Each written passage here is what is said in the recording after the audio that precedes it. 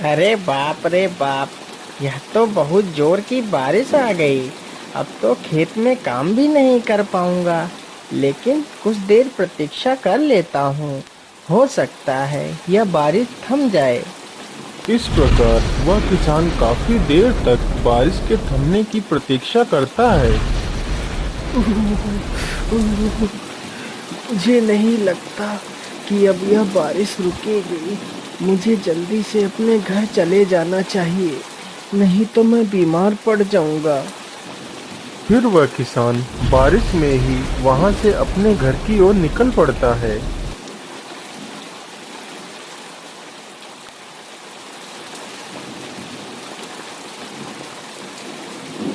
अरे, ये आवाजें कैसी? मुझे लगता है यह आवाज इस गुफा से आ रही है। लेकिन यह आवाज किसकी हो सकती है? तभी वह किसान छिपकर आवाजें सुनने लगता है। तभी गुफा से एक तेज रोशनी निकलती है। अरे, यह प्रकाश कैसा? मुझे लगता है गुफा के अंदर कुछ ना कुछ तो जरूर है। चलो चलकर देखता हूँ।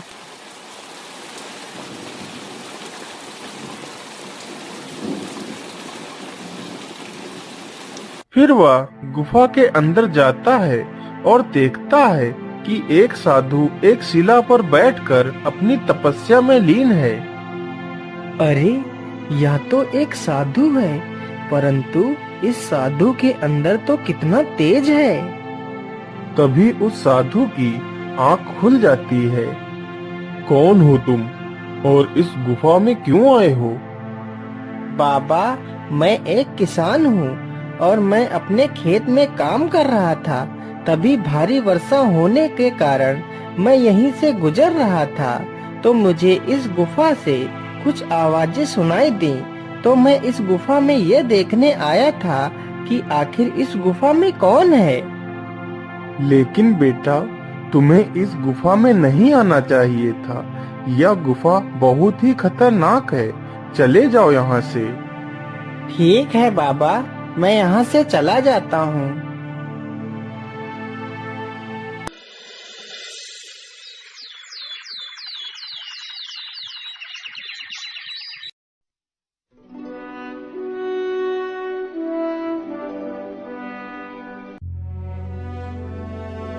अरे वैद्य जी, आखिर यह क्या बीमारी है? महाराज को 2 महीना हो गया है इस बीमारी से ग्रसित हुए, परंतु आप लोग इन्हें स्वस्थ नहीं कर पा रहे हैं। क्या करें महारानी जी, हम तो अपनी पूरी कोशिश कर रहे हैं कि महाराज जल्द से जल्द स्वस्थ हो जाएं।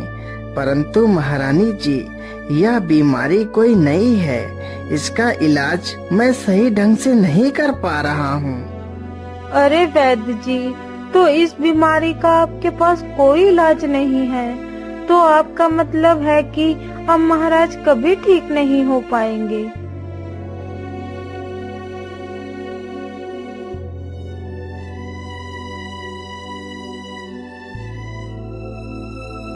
अरे भाग्यवान, आज इतना समय हो गया और तुम अभी भी सो रही हो।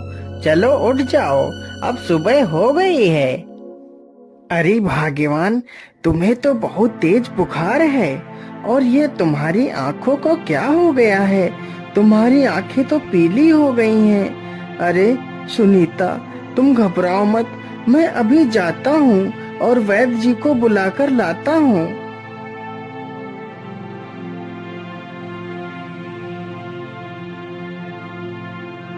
वैद्य जी, वैद्य जी जल्दी चलिए।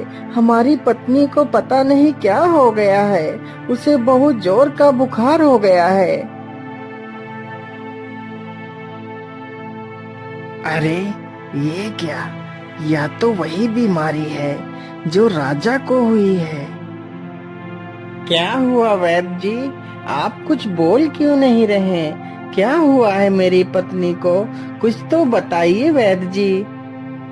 अरे महेश, तुम्हारी पत्नी को बहुत ही गंभीर बीमारी हुई है। इसका इलाज मेरे पास नहीं है। जो बीमारी तुम्हारी पत्नी को हुई है, यही बीमारी हमारे राज्य के राजा को भी हो गई है, लेकिन मैं उनका इलाज नहीं कर पा रहा हूँ। अब तो भगवान से ही प्रार्थना करो कि वह सब कुछ ठीक करें। हे भगवान, ये कैसी बीमारी दे दी है मेरी पत्नी को, जिसका कोई इलाज ही नहीं है। भगवान, मेरी मदद करो, मेरी पत्नी की रक्षा करो। मैं क्या करूं, किसके पास जाऊं, किससे सहायता मांगू, मेरी पत्नी ठीक हो जाए। हे भगवान, मैं ऐसा करता हूँ, उन्हीं गुफा वाले बाबा के पास जाता हूँ और उन्हीं से मदद मांगता हूँ। बाबा, मेरी मदद करो बाबा, आंखें खोलो बाबा, मेरी मदद करो। क्या हुआ बेटा, तुम इतना परेशान क्यों हो? क्या बात है? बाबा, मेरी सहायता करो बाबा, मेरी पत्नी को बचा लो बाबा। लेकिन बेटा, क्या हुआ है तुम्हारी पत्नी को? बाबा, मेरी पत्नी एक बहुत ही गंभीर बीमारी से ग्रसित हो गई है, जिस बीमारी का वैद्य के पास भी कोई इलाज नहीं है बाबा। अब आप ही मेरी मदद कर सकते हो। फिर साधु अपना ध्यान लगाकर देखता है। अरे बेटा, यह कोई साधारण बीमारी नहीं है, यह तो एक महामारी है जो धीरे धीरे पूरे राज्य के लोगों को ग्रसित कर देगी, जिससे पूरे राज्य का विनाश हो जाएगा। लेकिन बाबा, क्या इस बीमारी को रोकने का कोई उपाय नहीं है? बेटा, इस बीमारी को रोका जा सकता है, लेकिन इसका उपाय बहुत ही कठिन तथा दुर्लभ है। बाबा, बस आप मुझे वह उपाय बता दीजिए, मैं अपनी पत्नी को बचाने के लिए कुछ भी कर सकता हूँ। तो सुनो बेटा, यहाँ से 100 कोस दूर एक त्रिकाल वन है, जिस वन में एक जादुई पेड़ है। यदि उस पेड़ का फल मिल जाए तो तुम्हारी पत्नी की जान बचाई जा सकती है, परंतु ध्यान रहे, ये फल रात्रि में ही निकलता है और जैसे ही यह फल निकलता है तो परियां इसे तोड़कर ले जाती हैं।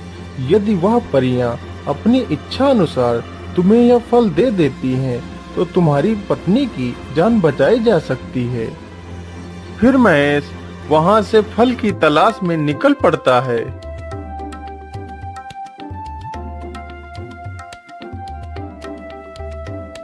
अरे, यहाँ तो सारे पेड़ एक समान ही हैं। क्या करूं, कैसे ढूंढूं उस जादुई पेड़ को? उसे जंगल में घूमते घूमते शाम हो जाती है, परंतु जादुई पेड़ कहीं नहीं मिलता। अरे, वह जादुई पेड़ ढूंढते ढूंढते मुझे शाम हो गई है। अब यदि मैं जंगल में घूमता रहा तो मुझे जंगली जानवर नुकसान पहुंचा सकते हैं, इसलिए मुझे किसी न किसी पेड़ पर चढ़कर बैठ जाना चाहिए। फिर महेश एक पेड़ पर चढ़कर बैठ जाता है। अरे, ये प्रकाश कैसा? मुझे लगता है कि वह जादुई पेड़ यही है। चलो इसके पास चलता हूँ। जैसे ही महेश जादुई वृक्ष के पास जाता है, तभी वह जादुई फल निकल आता है। तभी वहाँ पर 2 परियां आ जाती हैं और फल को तोड़ लेती हैं। अरे परी देवी, मेरी सहायता करो, मेरी मदद करो परी देवी।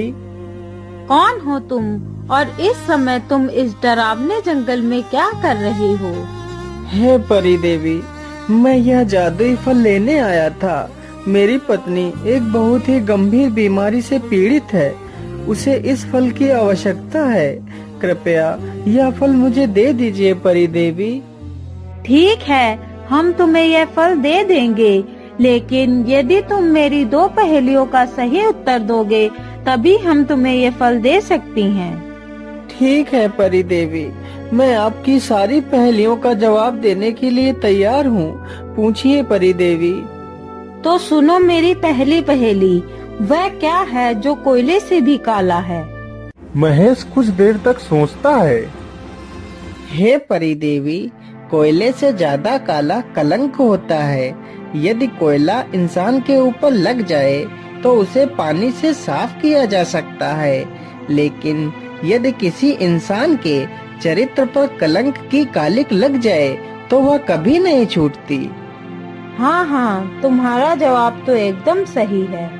मेरी दूसरी पहेली सुनो। 4 टांगों की हूँ मैं ऐसी, छलनी के सब मुझ में छेद, पीड़ित को आराम न देती, बतलाओ तुम इसका भेद। हे परी देवी, इसका सही उत्तर 4 है। हाँ, एकदम सही जवाब। तुम्हारे दोनों जवाब बिल्कुल सही हैं। तुम बहुत ही बुद्धिमान हो। मैं तुमसे बहुत ही प्रसन्न हूँ, इसलिए यह फल मैं तुम्हें देती हूँ।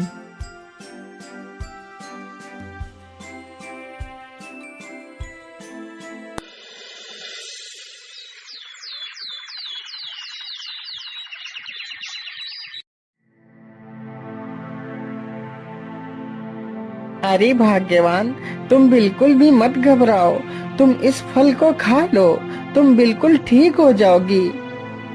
फिर महेश अपनी पत्नी को आधा फल काट कर खिला देता है। अरे भाग्यवान, तुम्हारी आंखें तो एकदम ठीक हो गई हैं। तुम तो स्वस्थ हो गई हो। हाँ जी, यह सब आपके प्यार से ही तो संभव हो सका है कि आज मैं पूरी तरह स्वस्थ होकर आपके सामने खड़ी हूँ। हाँ भाग्यवान, यह सब भगवान की ही कृपा है। लेकिन मुझे अभी एक और जिम्मेदारी पूरी करनी है। मुझे यह आधा फल हमारे राज्य के राजा को खिलाना है। वह भी इसी बीमारी से पीड़ित हैं। फिर महेश वह आधा फल लेकर महाराज के पास जाता है। महारानी जी, आप इस फल को महाराज को खिला दीजिए, वह बिल्कुल स्वस्थ हो जाएंगे। फिर महारानी वह आधा फल राजा को खिला देती है। अरे महारानी जी, मैं तो बिल्कुल स्वस्थ हो गया हूँ। या तो चमत्कार हो गया। मैं तुमसे बहुत प्रसन्न हूँ। जो काम अच्छे अच्छे वैद्य नहीं कर सके वह तुमने कर दिखाया, इसलिए तुम मुझसे कुछ भी मांग सकते हो। महाराज, मुझे कुछ नहीं चाहिए। आप हमारे राज्य के राजा हैं। यदि आप स्वस्थ नहीं होंगे तो हमारे राज्य की देखरेख कैसे कर सकते हैं? यदि आप सुरक्षित हैं तो हमारा राज्य सुरक्षित है।